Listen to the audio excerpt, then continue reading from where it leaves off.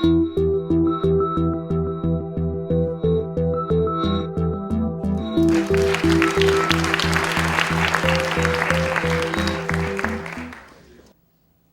in the last 5 years, the company has started to grapple with the implications and the possibilities offered by the set of changes we call the digital revolution, the development and impact of digital technology, and the rise of interactive media enabled by broadband internet.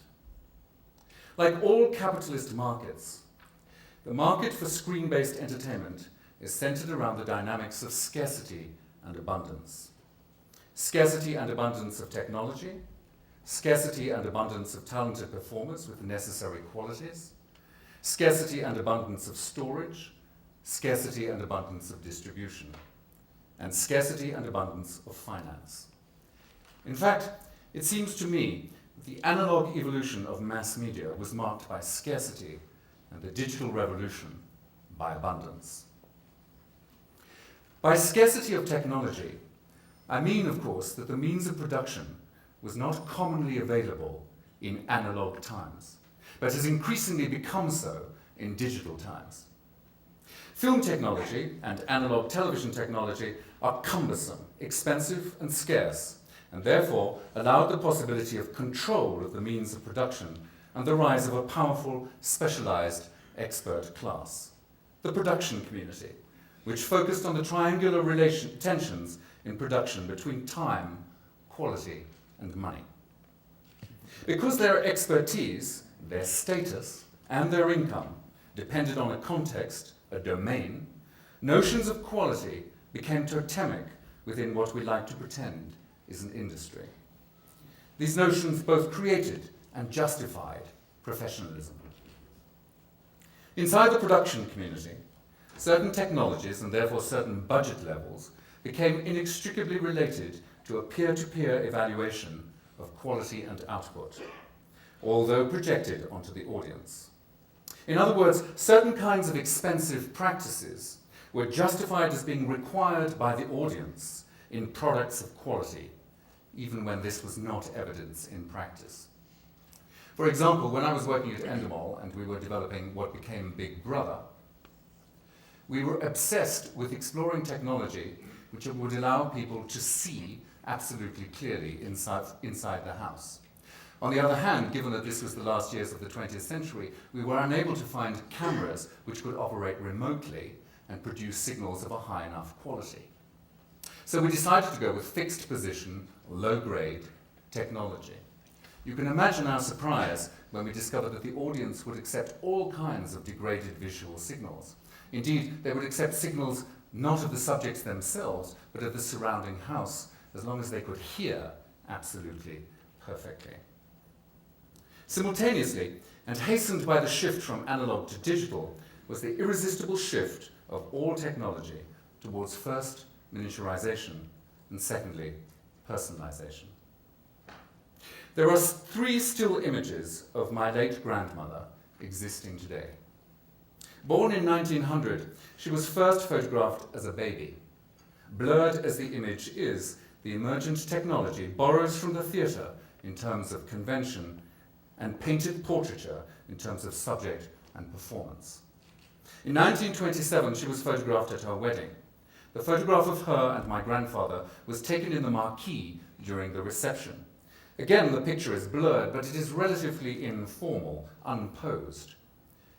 Interestingly, in terms of the relationship between consumer goods and the recorded image, the sharpest part of the frame is the label of the small bottle on the table, which reads Heinz salad cream.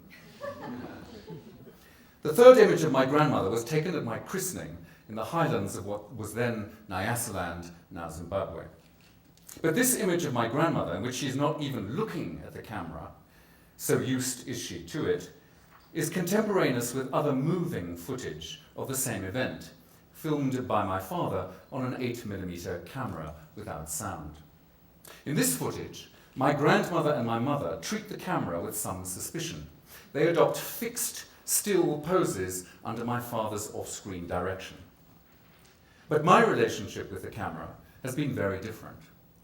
Mine is the first generation to be filmed almost continuously, And watching those films of my life is to watch, on the one hand, the story of the domestication of technology, and on the other hand, the story of the domestication of performance styles in front of the camera. Exposure to television allowed my generation to understand and recreate certain genres and certain modes of behavior in front of the domestic camera. Scarcity and an abundance of on-screen talent contains in itself two contrary pools, if you like. On the one hand, there are questions first of talent and then of technique, which is in turn the expression of expertise inside the professional domain of performance. By this I mean that talent, it seems to me, is the ability to perform a particular technique. There is no talent without technique, and there is neither talent nor technique without a degree of professionalization. The analog years, which I'm describing as years of scarcity, were the years of specialization in performance style according to the evolving opportunities offered by the technology. First, to have the camera love you. Then, to emote melodramatically, to mime emotion. Then, to have a voice which people would accept. Then, to be able to appear natural. Then, to be able to replicate the appearance of being natural. And then, to be able to be natural in performing in a style that's based on the replication of what it means to be natural. The digital revolution, the personalization of technology, the ubiquity of exposure to performance on screens, has created an audience with as deep an understanding of performance and the relationship to exposure as those who practice it professionally. Amateurs and professionals alike practice this set of skills. This deep understanding inside the audience is the driving force behind the rise of celebrity culture. It is one of the reasons why fame based on achievement has been eclipsed by celebrity based on exposure. It is one of the reasons why the studios lost control of their stars, as told in the narrative of the golden age of Hollywood. There are no real stars anymore. She's not a legend, she's a beginner, Lauren Bacall snapped at Nicole Kidman, as reported to People magazine 2 years ago. But the personalization of technology and the public's habituation to the camera's gaze were both waiting for the ubiquity of distribution. Again, at first, there was scarcity. Beginning first with the lack of availability of cinema screens, moving through the rise of the public and then commercial television networks, and in North America, the development of commercial rivals to networks in the form of cable operators, the relative scarcity and expense of distribution allowed the companies which were gatekeepers of analog distribution, first the cinema chains and latterly the television networks, to construct elaborate edifices of editorial and commercial control. In time, this led to the creation of a triangle of production built around the relationship between time, money, and quality. You can have two, but you can't have three. And a corresponding triangular relationship between the advertiser, the producer, and the broadcaster. And from this emerged the great triumphant business model of contemporary television, built on control. Control of money, control of audience, and control of content through copyright.